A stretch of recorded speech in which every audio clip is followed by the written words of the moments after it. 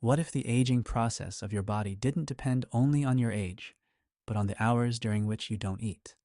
Not on anti-aging creams, not on supplements, but on the quiet periods when your digestive system pauses. Intermittent fasting is often sold as a method for weight loss, but science is now asking a much deeper question. What happens to your body when you fast regularly over many years? Does the aging process really slow down, or are we unknowingly speeding it up? To understand this, we need to look at what aging actually means on a biological level, and what your body does when food suddenly disappears. Aging does not begin with wrinkles. On a biological level, aging is a quiet, gradual process. Cells accumulate damage. Mitochondria produce energy less and less efficiently. Inflammation remains chronically active, and the body's ability to repair itself slowly declines. In other words, the body does not age because time passes, but because its internal maintenance systems weaken. Every second, errors occur inside our cells. Proteins misfold.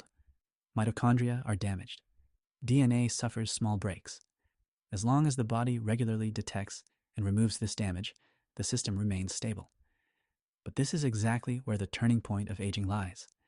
Because aging does not only mean wear and tear, it means missed repair. And it is precisely at this point that intermittent fasting begins to change the rules of the game. In the first hours after the last meal, the body is in building mode. Blood sugar levels rise, insulin is released, glucose flows into the cells. At the same time, a central signal is activated, mTOR, a protein that functions like a biological construction switch. As long as food is available, mTOR tells the body, grow, repair, store. In this phase, metabolism runs efficiently. Damage is repaired quickly. Energy is stored. But this state has a downside. As long as mTOR remains active, other processes are suppressed, especially cellular cleanup. Defective proteins persist longer. Damaged mitochondria are not broken down. Waste accumulates, slowly but steadily. From an evolutionary perspective, this was not a problem. Food used to be scarce. Building mode lasted only a short time. In the modern world, however, where food is available at any time, this state often remains active all day long. And this is exactly where an invisible accelerator of aging begins. After about 4 hours without new energy intake, the internal balance begins to shift. Insulin levels fall. Glucose stores in the liver slowly empty.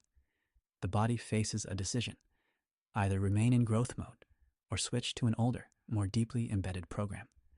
This is where what scientists call the metabolic switch begins.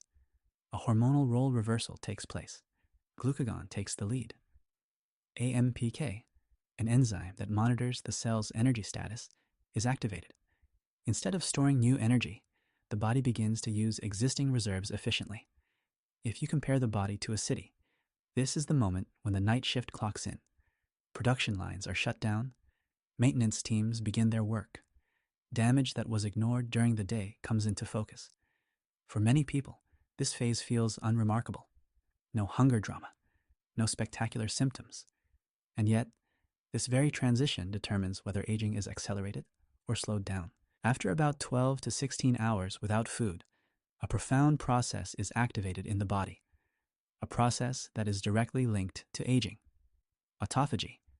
The term sounds threatening. Literally, it means self-eating. But biologically, autophagy is not a mechanism of self-destruction. It is a highly precise cleaning system. Damaged proteins are broken down. Defective mitochondria are removed. Cellular waste that has accumulated over weeks is recycled. In 2016, the Japanese biologist Yoshinori Okusumi received the Nobel Prize for demonstrating that autophagy is a prerequisite for healthy, long-lived cells. Without this cleanup, cells age faster. With it, they retain their function longer. And this is where the hope arises that intermittent fasting could slow the aging process. But this mechanism does not follow a simple motto like more is better, because autophagy is not a permanent state. It is a tool, and every tool can be misused. As fasting duration increases, the internal dynamics shift once again. Fatty acids become the primary energy source. The liver produces ketone bodies. The brain begins to use these molecules more efficiently.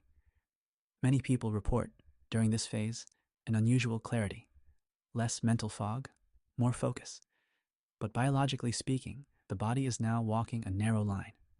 While ketones fuel the brain, another signal rises at the same time: cortisol. The stress hormone stabilizes blood sugar and ensures survival. But chronically elevated cortisol comes at a cost. Thyroid activity may be reduced. Sleep becomes lighter. In some people, especially women, hormonal balance can be disrupted. Studies by Mark Mattson show that moderate, rhythmic fasting strengthens cellular protective mechanisms. But fasting too frequently or for too long can push the same body into a state it interprets as chronic stress. And chronic stress accelerates the aging process. To understand why intermittent fasting can influence aging, we need to take a step back, far back. The human body is not built for constant abundance. For most of evolution, there were no 3 meals a day, no snacks, no permanent access to food. There were times of eating, and long periods without food. Metabolism evolved precisely for this alternation: building when food is available, maintenance and repair when it is not.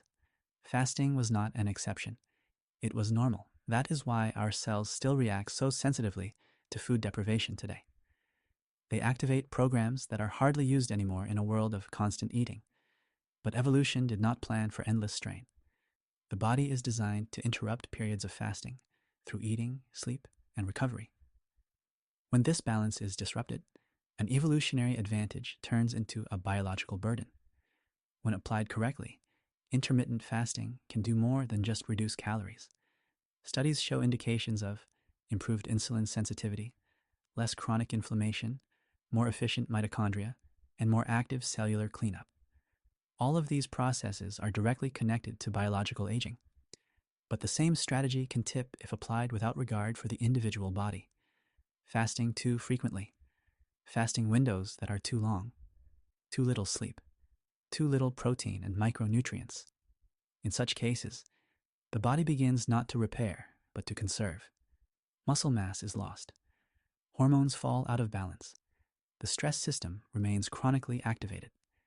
Particular caution should be exercised by people with a history of eating disorders, individuals with chronic illnesses, pregnant and breastfeeding women, and anyone whose daily life is already marked by high stress.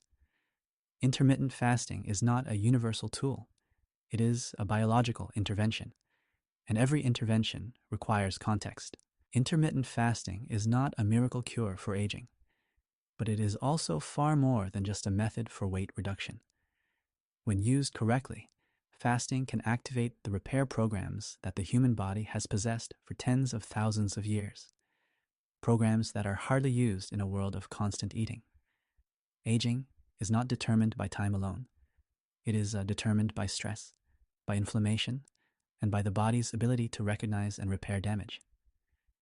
Intermittent fasting can support this process, but only when it is aligned with sleep, nutrient intake, and recovery. So the decisive question is not, should everyone fast? But rather, how does your body respond to the pauses between meals? What does your eating rhythm look like? Do you fast 16.8, 18.6, or have you simply started eating less often? Share your experiences in the comments. And if you want to learn more about what really happens inside the body when we eat, or consciously do not eat, subscribe to the channel. Bye.